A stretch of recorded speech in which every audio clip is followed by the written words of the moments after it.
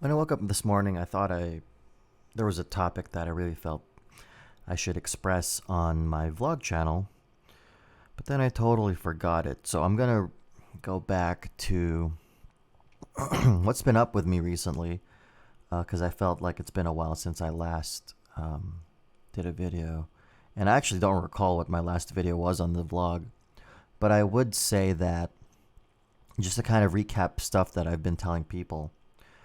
I did leave the prospective startup that I've been waiting on for a very long while because it was just causing me a lot of distraction in my main job. And it's so embarrassing to tell people, behind the scenes that you're leaving, especially when they're, beloved coworkers.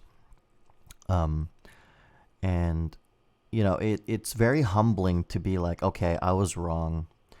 Let me just go back into doing the main work and just channel all my energy and my focus and my emotions into that. And I did find it more fulfilling to be refocused. Since then, um, I've, like, for a number of weeks, nothing really happened. And I think on several weeks, like a month later, um, Apple hits me up. They're looking for a UX designer for a project, and it was going to be a finance app that's internal use. And I didn't know how Apple actually has a lot of internal tools that they develop in house that is kept close to the chest to them. Until I they mentioned it during the interview. It was INST or something like. Basically, um, it's a division that they have where it it's composed mostly of contractors, and oftentimes people will see it as your foot through the door for Apple. And during the interview, I actually did a quick Google search, and I learned very quickly how this particular department of Apple gets a lot of negative press because of the Game of Thrones style politics that happen internally. So when they eventually turned me down because, and I knew this during the interview, because I picked up on these social cues, that what they were looking for wasn't exactly one of my primary strengths. Because let's say, for instance, one of the things that they're looking for is someone that was more research oriented.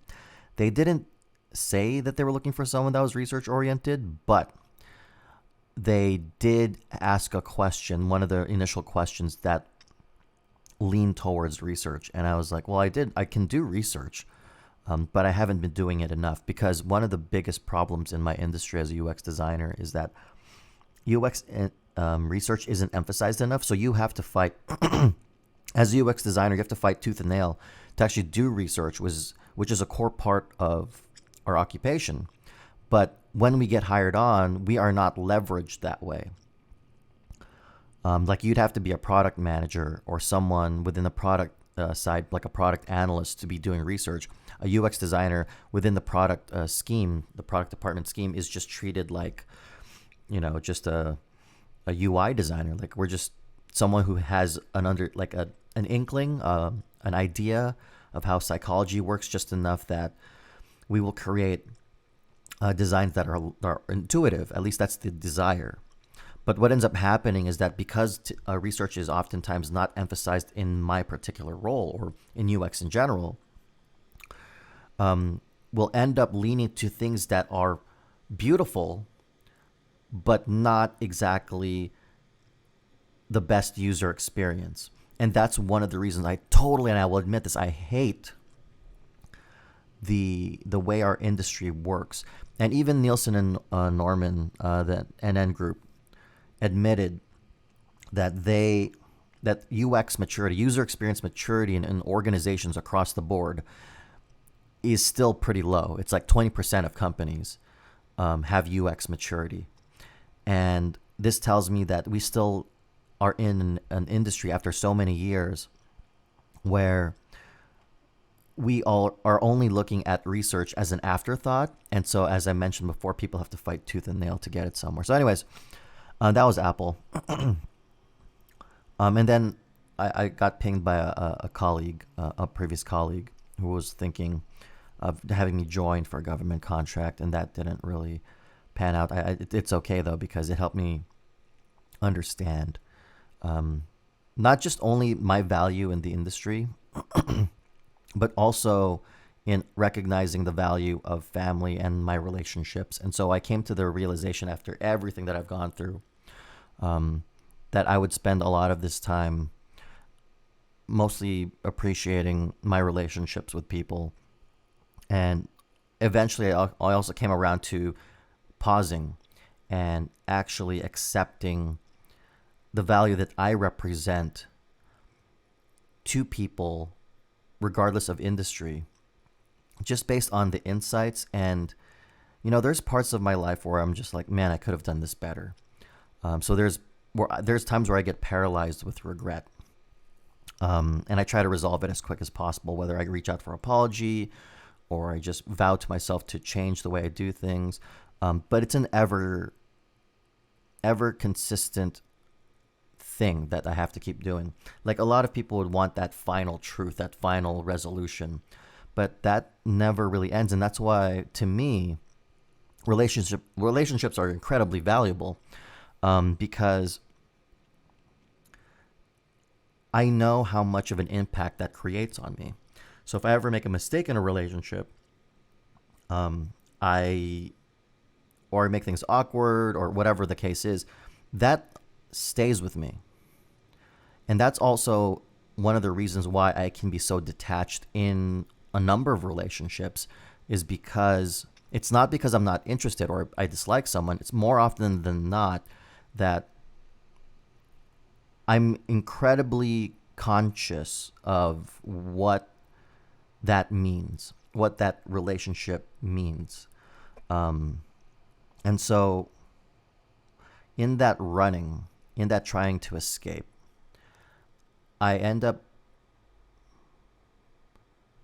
constantly trying to gain more friends, because I know that they can't always be there just as much as I can't always be there. And it's one of those very powerful social truths that I realize that some people become, like a number of people become heavily codependent. But codependency has really messed me up, and which is why I try as much as possible not to be codependent, because I've seen way too many people paralyzed by codependency. And here's the funny thing, like, no matter how much wisdom, insight you throw at someone, it doesn't mean they're going to change. It doesn't mean they're going to want to be better. It just means that you've put your stake in the ground of where you stand, and whether or not they rally around that is not as important as you actually being there. So I'm not trying to be sentimental about being present. What I'm trying to point out is that it doesn't matter how wise you can be. People will still choose to do whatever they're going to do. And whether that wisdom takes or not is just a matter of time. It could be tomorrow. It could be at that second. It could be a number of years later. And I'm hoping that they remember you to have listened and to listen.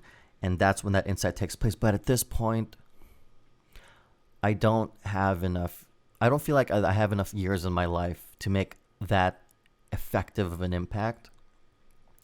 It's one of the reasons why I'm doing the MLM series on my holistic recognition channels, because I need to put my stake in the ground, even if some of it is scripted, even if other parts are just me rambling.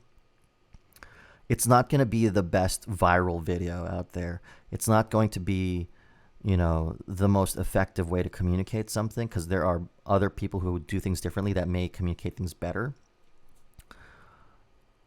But I'm giving that a shot, right? Like, even right now, I'm probably going to take a pause on doing more videos on the MLM series, because I'm busy doing other things. Like, my weird metacognitive thoughts aside, at work at Caesars, I'm working on something that will hopefully impact the entire company. My immediate work right now is doing animation for some of my mock-ups in my UX career, but I would definitely say that doing animations for mockups is incredibly rare. I don't see it enough. I only see it in a handful of UX designers. So what I'm doing right now isn't even a part of my job description. This is something that I can easily do because I have experience being an animator.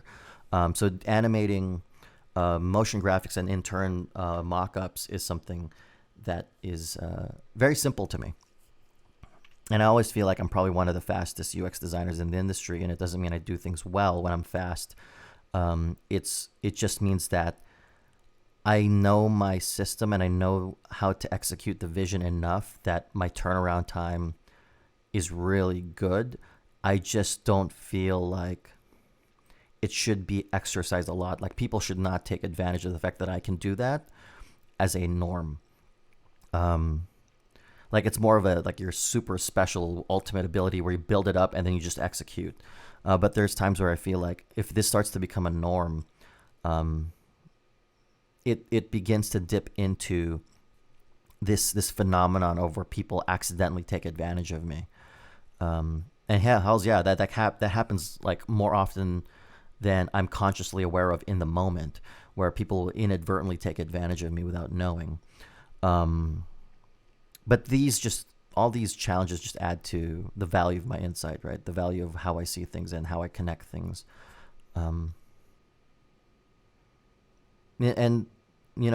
me expressing things through this video, I don't always get a chance to talk about things off the cuff in a consistent manner, because there are times when I can have more thoughts or have different thoughts depending on who I talk to. But for me, just practically talking to a broad audience, these are one of those times where I could just have a stream of consciousness, like just a straight line of thought about things that matter to me, that I feel like things that don't really rely on a single bucket, but something I want to share with everybody, these variations and these perspectives and where I'm at right now, because I don't feel like